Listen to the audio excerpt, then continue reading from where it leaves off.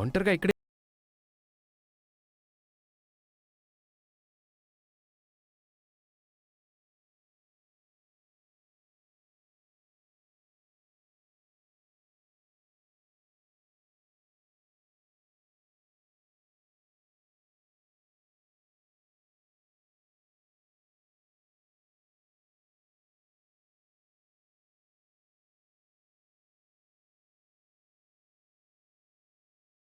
ఆ రోజు బొమ్మ మీద ఆ హారం వేశావని నిన్నింట్లో నుంచి బయటికి పంపించేంత పని చేసింది.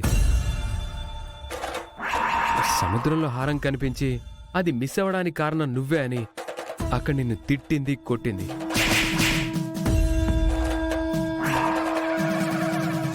ఇప్పుడు చూస్తే ఆ హారం కోసం ఏకంగా రోజాని ఇంటికి కోడల్ని చేయాలని చూస్తుంది. అసలు ఆ హారంలో ఏముంది? ఎందుకు ఆ హారం కోసం ఇంత తపన పడుతుంది? అమ్మగారికి ఆ హారంతో ఏం పనుందో తెలియదు, కానీ ఆ హారం వల్ల తెలియకుండా కొన్ని జీవితాలే నాశనం అవుతున్నాయి. ఎవరివి? ఎవరివి అంటే ఆ హారం ఎవరిదో వాళ్ళ జీవితాలు. రోజా వాళ్ళదే ఆ హారం అంటుంది కదా.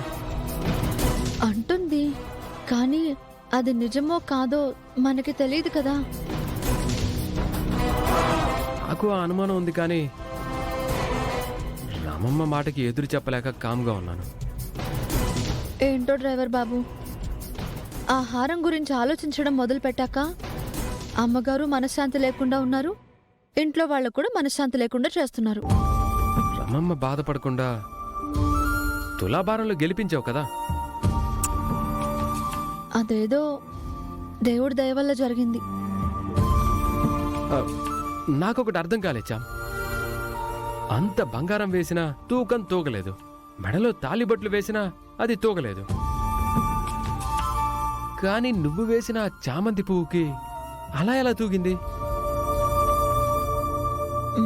ఏమో, నాకు మాత్రం ఏం తెలుసు. నీలో ఏదో మ్యాజిక్ ఉంది చామ్. నీ చేతిలో కూడా అదే మ్యాజిక్ ఉంది. ఈ విషయం బయట తెలిస్తే ఊరంతా చామంతి మాత అంటూ నిన్ను ఊరేగిస్తారు. సరేలే, అదొకటే తక్కువైంది. మరేమనుకుంటున్నావు? నిన్ను నిజంగా చామంతి మాతం చేస్తారు జనం. సరదాగా బయట పబ్లిసిటీ చేయమంటావా? రేపటికి ఇంటి ముందు వేల మంది జనం చేరి నువ్వు వద్దన్నా బలవంతంగా తీసుకెళ్లి దేవతం చేస్తారు.